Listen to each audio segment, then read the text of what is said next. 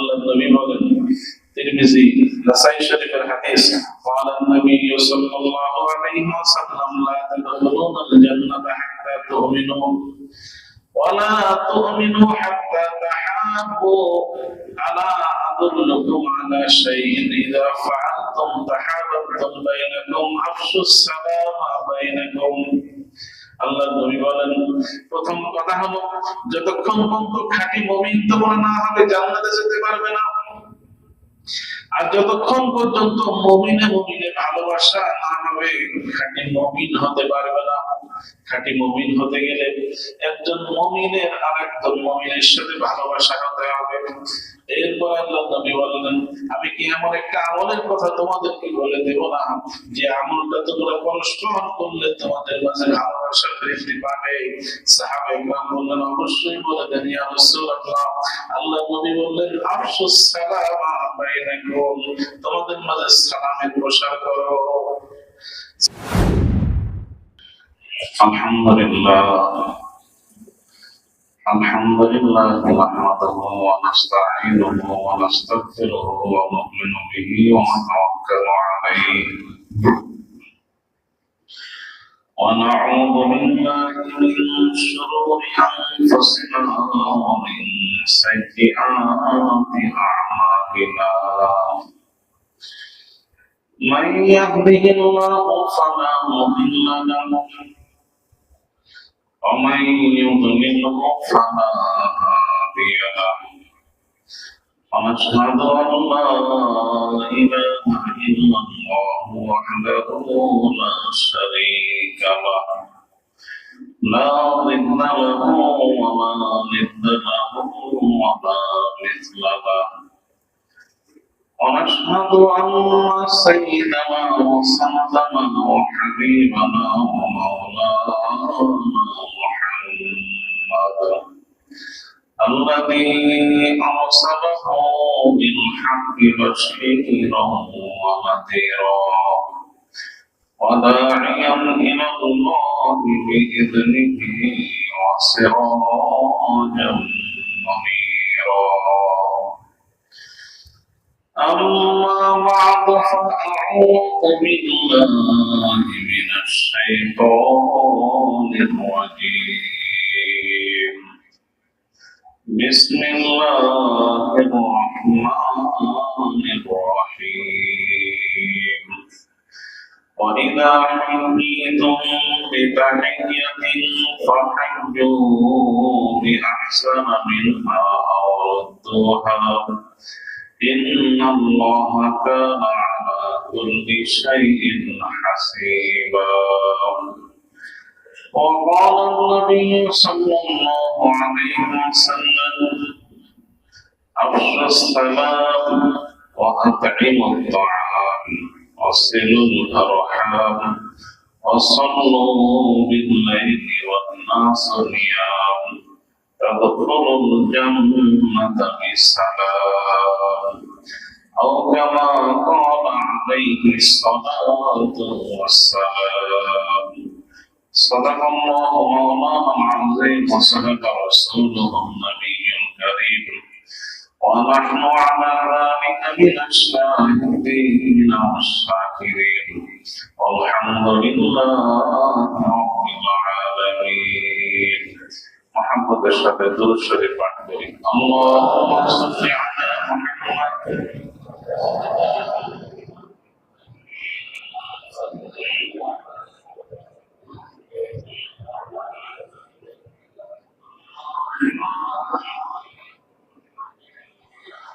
اللهم بارك على محمد وعلى آل محمد كما باركت على إبراهيم وعلى آل إبراهيم إنك حميد مجيد ولك العلا بكماله كشف الضياء بجماله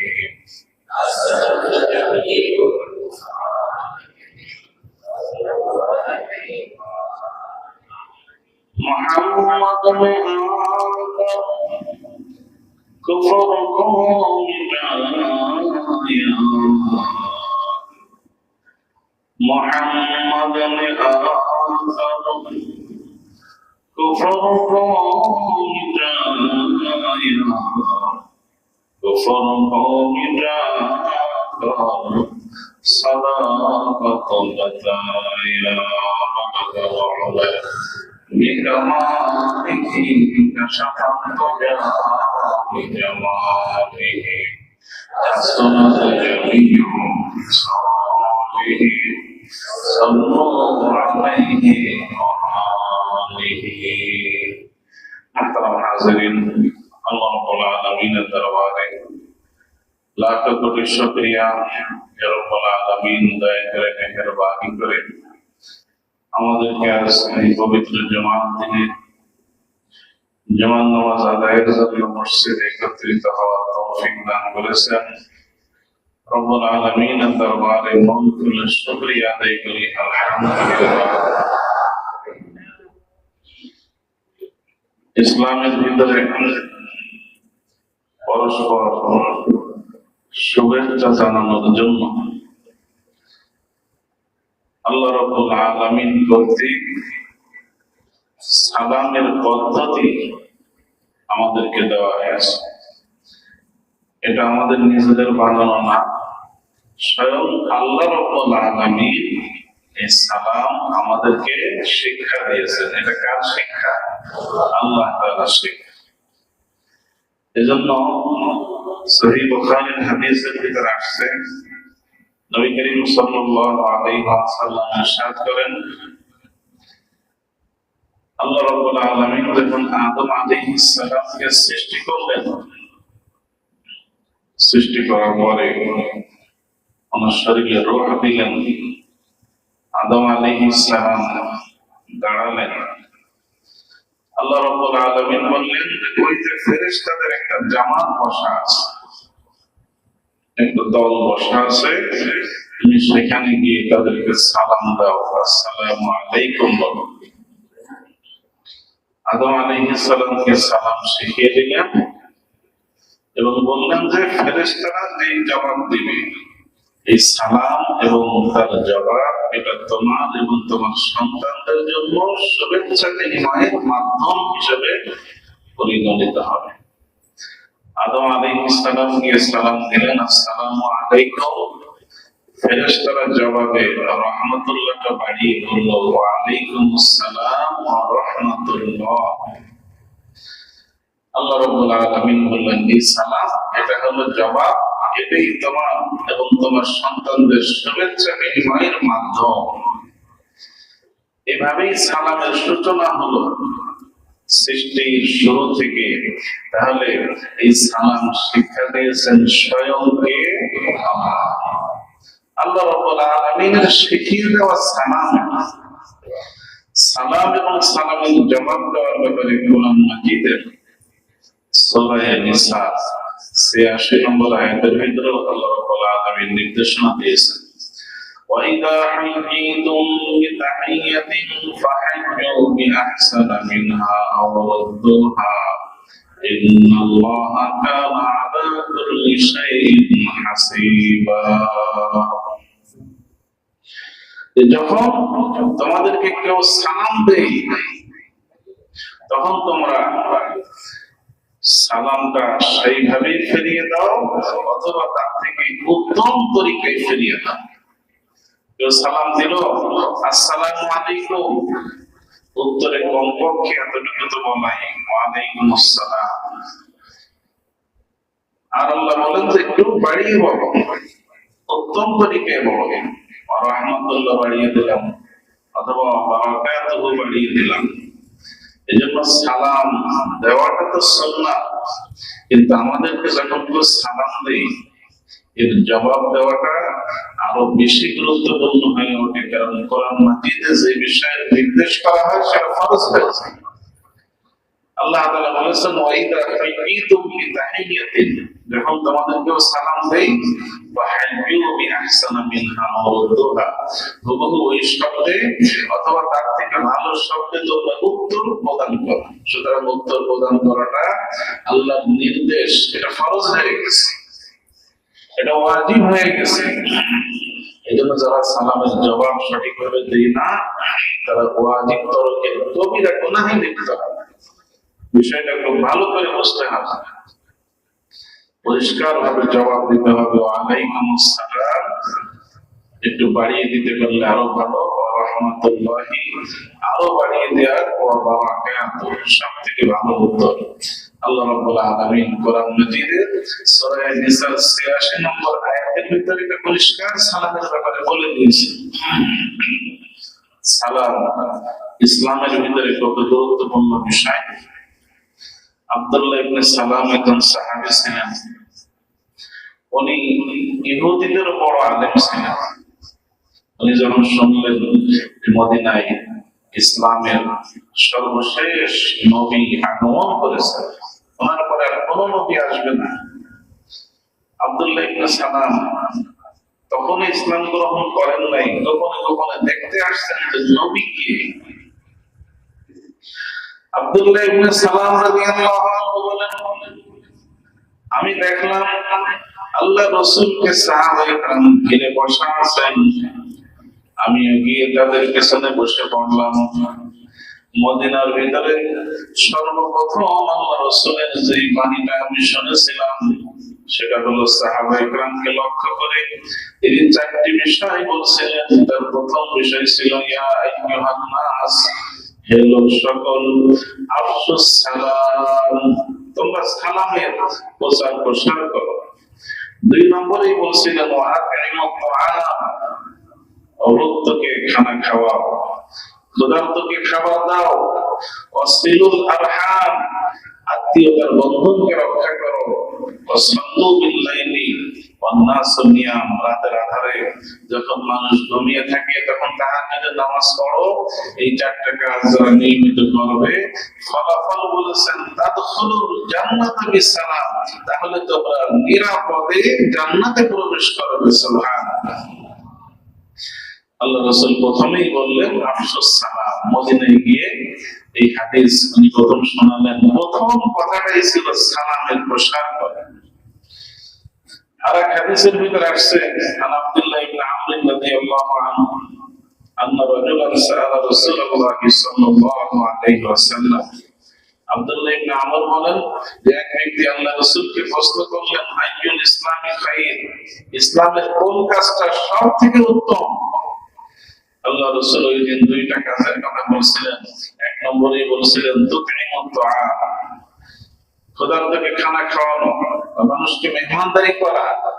দুই নম্বরে বললেন ওয়া তাকরাউস সালাম আলা মান আরাফতা ওয়া মান লাম তারিফ, তুমি যাকে চেনো মুসলমান তাকেও সালাম দিবে, আর যাদেরকে চেনো না তাদেরকেও কি সালাম দিতে হবে।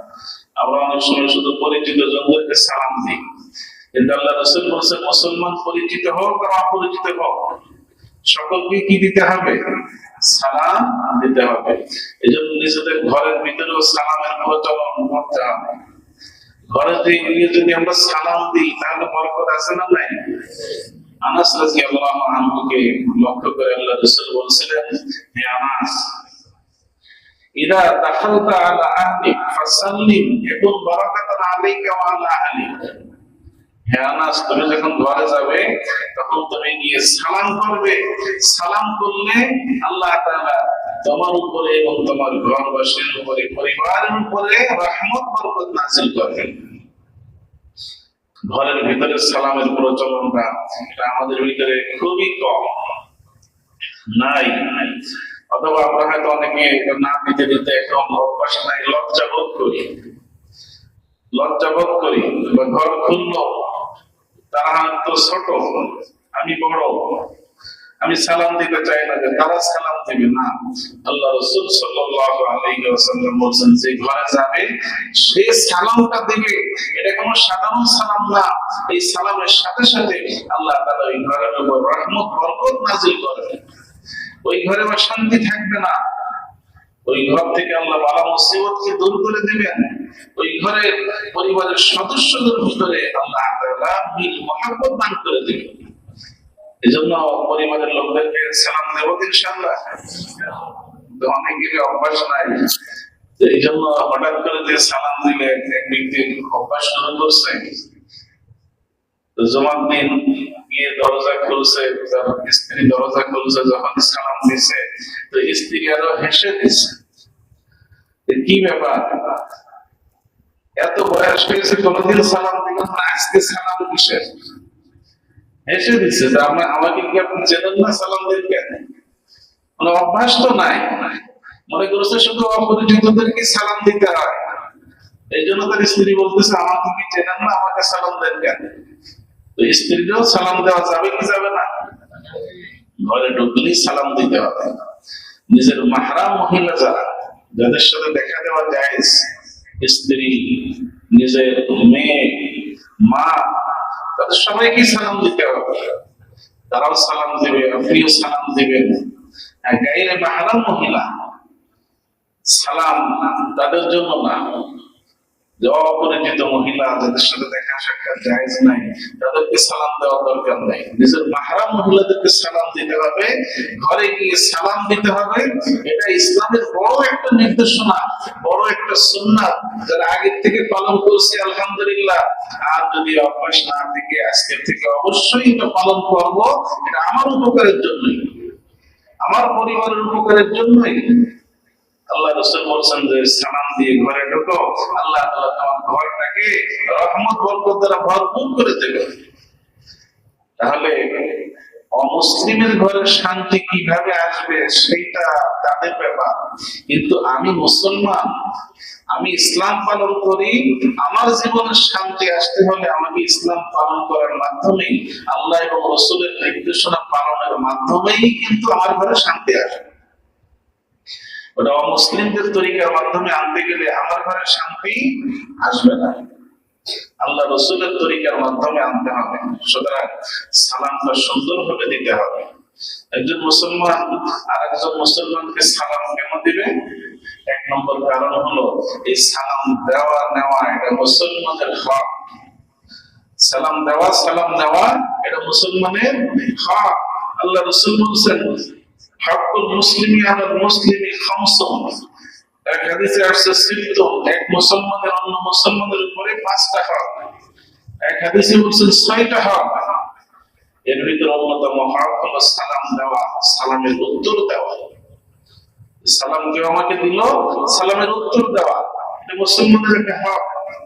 মুসলমানের হক আদায় করা এবং আমার জন্য বিরাট একটা নেকির কাজ। সালামের ক্ষেত্রে কতটুকু নেকি? একটা ভুল কথা প্রচলিত আছে যে সালাম দিলে হলো 90 নেকি আর উত্তর দিলে 10 নেকি। এই হাদিসটা মুহাদ্দিসগণ বলেছেন যে সহিহ হাদিসে পাওয়া যায় না। কিছু হাদিস আছে জাল হাদিস, যেভাবেই হোক ওটা বানানো হয়েছে, ওটা ভুল ভাবে প্রচলিত হয়ে গেছে। তার ভিতরে এইটা একটা, কিছু কিছু হাদিস একদম ভুল প্রচলিত আছে, তার ভিতরে এইটা একটা। অনুরূপভাবে একটা হাদিস শোনা যায় যে বিবাহিত ব্যক্তি এর নামাজ 80 গুণ সওয়াব রাখে, এটাও ভুল হাদিস। হাদিস হতে গেলে সেটা থাকতে হবে, এটা বানাই বললে হবে না। তবে মিসওয়াক করে ওযু করে নামাজ পড়লে নামাজের সওয়াবকে আল্লাহ 70 গুণ বৃদ্ধি করে দেন, এইটা হাদিসে আছে। যেটা হাদিসে আছে ওইটাই বলা যাবে, কারণ সওয়াব তো আমি নিজের থেকে বানাই বলতে পারবো না। যাই হোক, সালামের নেকির ব্যাপারে সহিহ হাদিস হলো তিরমিজি শরীফের ভিতরে আসছে, নবী করিম সাল্লাল্লাহু আলাইহি ওয়াসাল্লাম সাহাবায়ে কেরামকে নিয়ে বসা আছেন। এক ব্যক্তি এসে প্রথমে সালাম দিল, আসসালামু আলাইকুম, এইভাবে সালাম দিয়ে বসে পড়লো। আল্লাহ রাসূল বলেন আশারু, এই ব্যক্তি 10 নেকি পাইছে। দ্বিতীয় ব্যক্তি এসে সালাম দিল, আসসালামু আলাইকুম ওয়া রাহমাতুল্লাহ, সে রহমতুল্লাহ বাড়াইছে। আল্লাহ রাসূল বললেন এই শুরু, এই ব্যক্তি 20 নেকি পাইছে। তৃতীয় ব্যক্তি এসে সালাম দিল, আরো বাড়াইছে, আসসালামু আলাইকুম ওয়া রাহমাতুল্লাহি ওয়া বারাকাতুহু। আল্লাহ রাসূল বললেন সালাসুন, মানে এই ব্যক্তি 30 নেকি পায়। সুতরাং বোঝা গেল আমরা সচরাচর যেভাবে সালাম দিই সংক্ষেপে আসসালামু আলাইকুম, আমরা 10 নেকি পাই। যদি রহমাতুল্লাহ বাড়াই তাহলে কয় নেকি? 20 নেকি। যদি বারাকাতুহু বাড়াই তাহলে কয় নেকি? 30 নেকি। এইভাবে সালাম দিলে 30টা নেকি পাওয়া যায়। দিনে যদি আমরা 10 বার সালাম দিই, আল্লাহ তাআলা 300 নেকি দান করবে।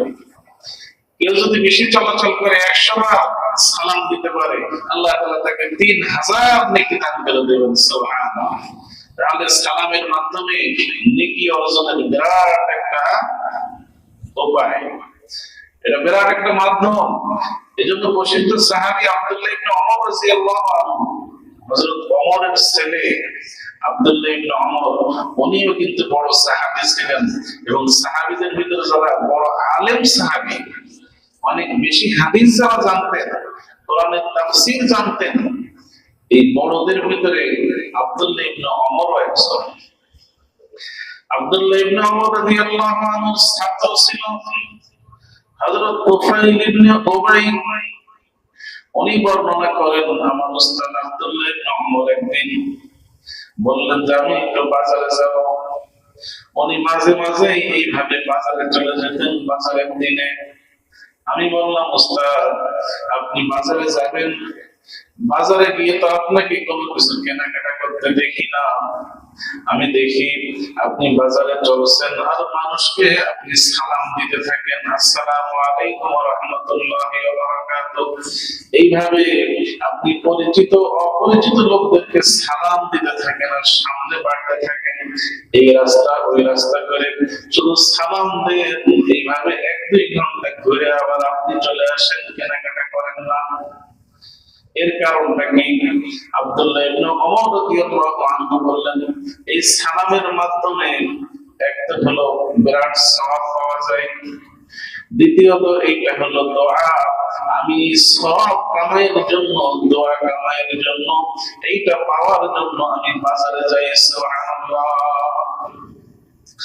যে বাজারের দিন এত মানুষ, গ্রামগঞ্জে দেখেন না যেদিন সপ্তাহে 2 দিন বাজার হয়, তো কেউ যায় আড্ডা মারতে, যে বাজারে আজ অনেক লোক পাইছি, আড্ডা দেব, বিভিন্ন গল্প গুজব করবো। আর সাহাবায়ে কেরামের কি মেজাজ ছিল যে এতগুলো মানুষ পাইছি, আজকে সালাম দিয়ে দিয়ে নেকি কামাবো। সুবহানাল্লাহ। এটা ছিল ওনাদের আখিরাতের ফিকির। তো উনি বললেন যে আমি বাজারে এই জন্য যাবো যে এতগুলো মানুষকে আমি তো পাবো না, আজকে পাইছি, আমি সালাম দিতে থাকবো আর তারা সালামের উত্তর দেবে, আমি নেকিও কামাবো, দোয়াও পাইতে থাকবো। তাহলে এটা একটা মুসলমানের হক, এই কারণে সালাম দেওয়া। 2 নম্বর এটা হলো একটা দোয়া, এই কারণে সালাম দেওয়া। 3 নম্বর হলো সালাম দেওয়ার একটা কারণ, সেটা হলো সালামের মাধ্যমে অহংকার দূর হয়ে যায়।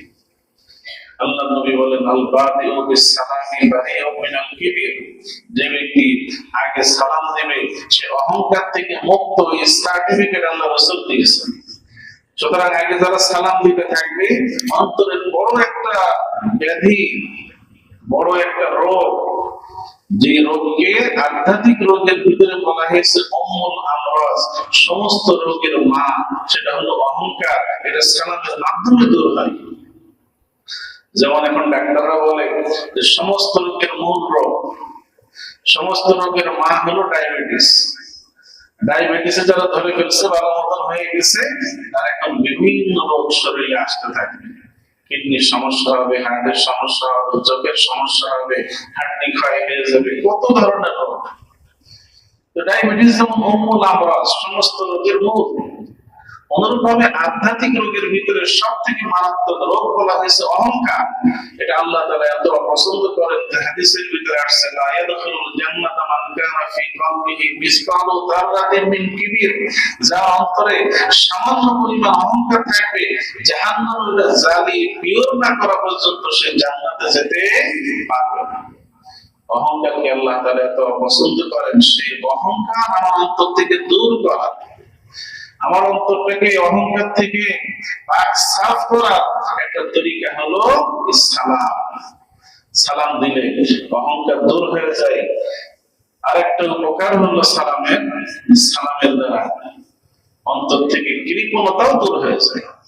ইসলামের ভিতরে অপচয় যেমন নিষিদ্ধ, প্রয়োজনের অতিরিক্ত খরচ করা, আমার টাকা আছে বলেই আমি অপচয় করতে থাকলাম, ইসলামে খুবই অপছন্দনীয়। অপচয়কারীকে কার ভাই বলা হয়েছে? অপচয়কারী কার ভাই? শয়তানের ভাই। এটা প্রসিদ্ধ কথা এবং কোরআনের কথা। সূরা বনী ইসরাঈল, অপচয়কারীরা হলো শয়তানের ভাই। আল্লাহ তাআলা এত অপছন্দ করেন। অনুরূপ ভাবে কৃপণতাকেও আল্লাহ অপছন্দ করেন। আল্লাহ নবী বলেন, কোন মুমিনের অন্তরের ভিতরে ঈমান আর কৃপণতা এটা জমা হতে পারে না। কৃপণতা, যে আল্লাহ আমাকে সামর্থ্য দিচ্ছে আমার পরিবারকে একটু ভালো রাখা, তৌফিক আমার আছে, কিন্তু সে ওইভাবে ভালো চালাতে রাজি না, গভীর কৃপণতা করে, এটা আপনার কাছে অপছন্দনীয়। কিন্তু ধন সম্পদের থেকেও বড় কৃপণ কাকে বলা হয়েছে হাদিসের ভিতরে? قال النبي صلى الله عليه وسلم إن أبخل الناس من بخل بالسلام। মানুষের ভিতরে সব থেকে বড় কৃপণ হলো যারা সালামে কৃপণ। ধন সম্পদের কৃপণ ও কৃপণ, যেখানে খরচ করার দরকার খরচ করে না, আল্লাহর রাস্তায় কিছুই দান করতে চাই না, হজ খরচ হয়ে গেছে, টাকা খরচ হবে এই ভয়তে হজে যায় না, ওমরায় যায় না, যাকাত সঠিকভাবে দেয় না, আল্লাহর রাস্তায় যেভাবে দান করা দরকার গরিবের হক যতটুকু আছে আদায় করে না। এই যে কৃপণতা, এটা আল্লাহর নিকটে বড়ই অপছন্দনীয়। আর সালাম যে ব্যক্তি দেয় না, কোন সময় মুখ দিয়ে সালাম বের করে না, এই ব্যক্তিকে বলা হয়েছে সব থেকে বড় কৃপণ। এটা হাদিসের ঘোষণা। ইন্না আবখালান নাস, মানুষের ভিতরে সব থেকে বড় কৃপণ হলো যারা সালাম দিতেও কৃপণ, আবার অন্য কেউ দিলে সালামের উত্তর দিতেও কৃপণ। বড় অফিসার, বড় স্যার হয়ে গেছে, এই কর্মচারীরা সালাম দিলাম দিলে উনি শুধু হাত দিয়ে ইশারা করে, অথবা মুখ দিয়ে কি একটা বলে, উনি বসে কিন্তু সঠিকভাবে উত্তর দেয় না। এইভাবে উত্তর হবে না। প্রতিটা সালাম মানুষ দেবে আর অনেক কবিরা গুনাহে লিপ্ত হবে যদি সালাম সঠিকভাবে না দেয়। হাতের ইশারায় উত্তর হয় না, মুখ দিয়ে সঠিকভাবে উত্তর দিতে হবে। সালাম এমন একটা আমল, এর আর একটা উপকার হলো সালামের দ্বারা মানুষের ভিতরে ভালোবাসার সৃষ্টি হয়। সালামের ভিতরে আল্লাহ এমন একটা ওষুধ দিয়ে দিয়েছেন, আপনি আপনার শত্রুকেও সালাম দিতে থাকলে এক পর্যায়ে উভয়ের মাঝে ভালোবাসা সৃষ্টি করে দিবেন কে? আল্লাহ। আল্লাহ নবী বলেন, তিরমিজি নাসাই শরীফের হাদিস, قال النبي صلى الله عليه وسلم لا تدخلون الجنة حتى تؤمنوا ولا تؤمنوا حتى تحابوا ألا أدلكم على شيء إذا فعلتم تحاببتم بينكم أفشوا السلام بينكم। আল্লাহ নবী বলেন, প্রথম কথা হলো যতক্ষণ পর্যন্ত খাঁটি মুমিন তোমরা না হবে জান্নাতে যেতে পারবে না।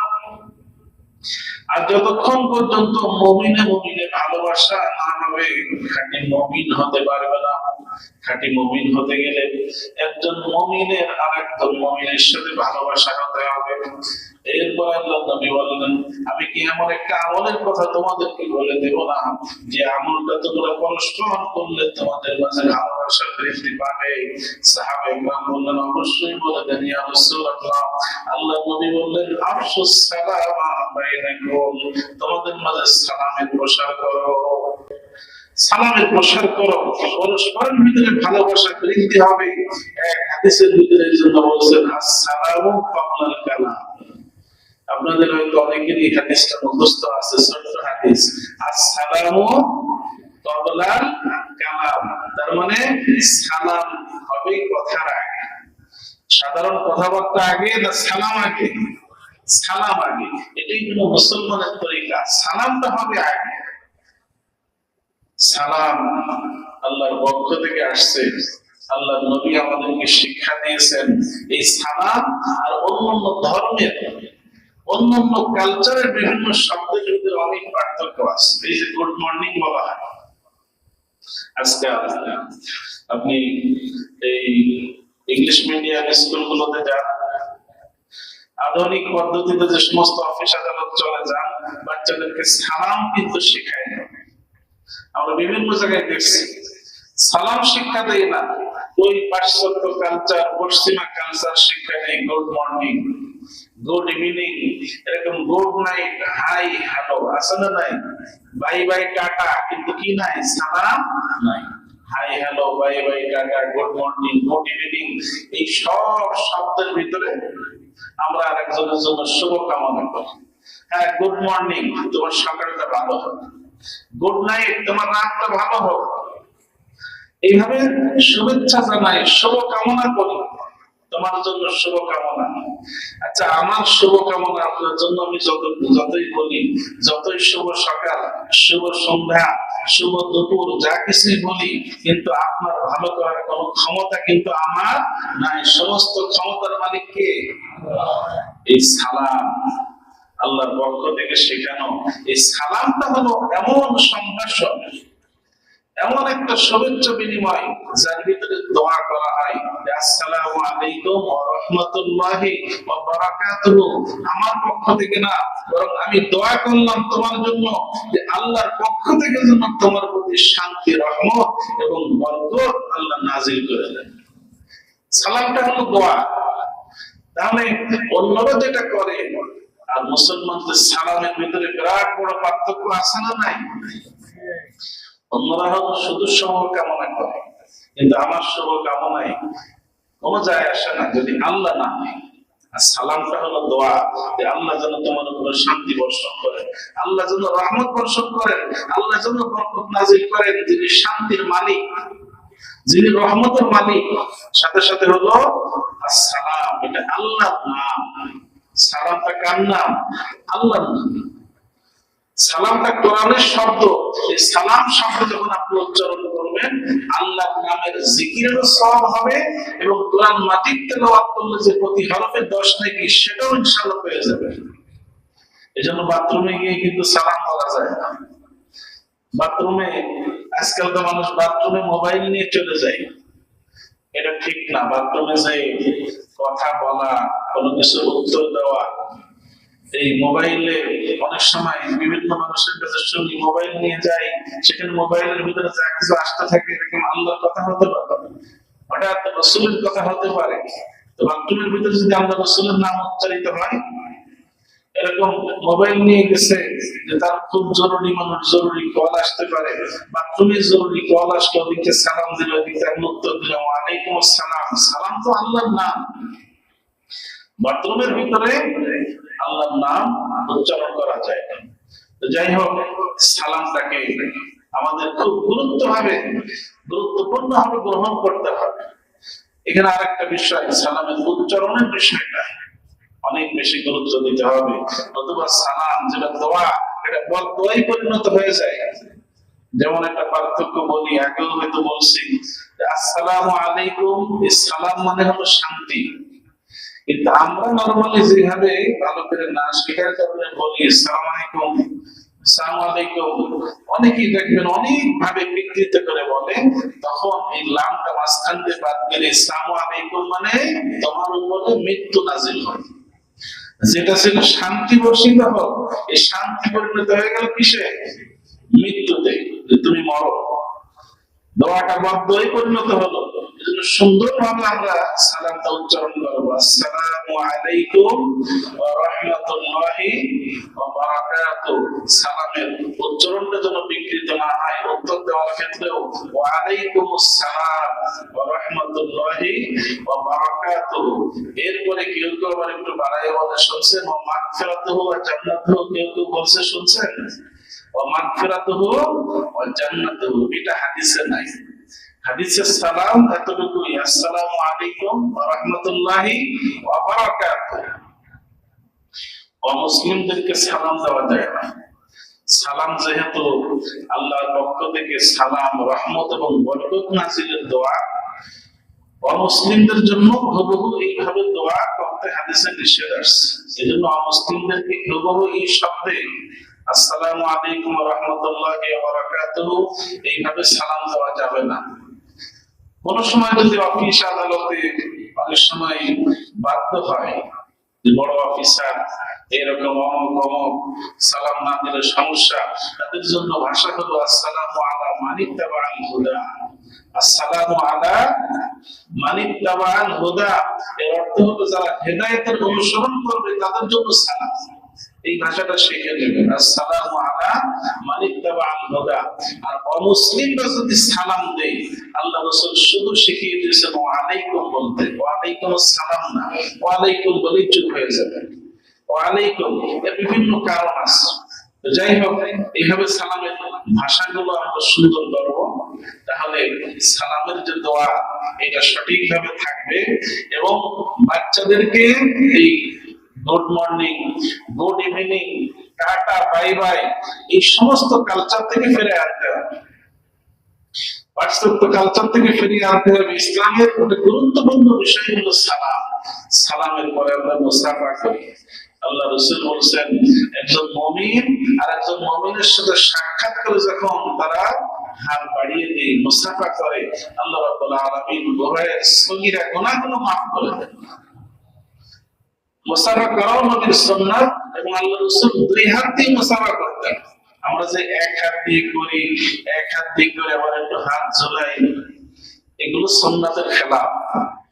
দুই হাত দিয়ে আল্লাহ রাসূল মুসাফা করতেন, এবং এটা সুন্নাত এবং অনেক সওয়াবের কাজ, সগীরা গুনাহগুলো মাফ হয়ে যায়।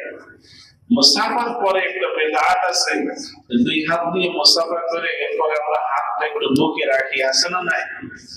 মুসাফা করে হাত বুকে রাখা, এটা নবীর সুন্নাতের ভিতর নাই।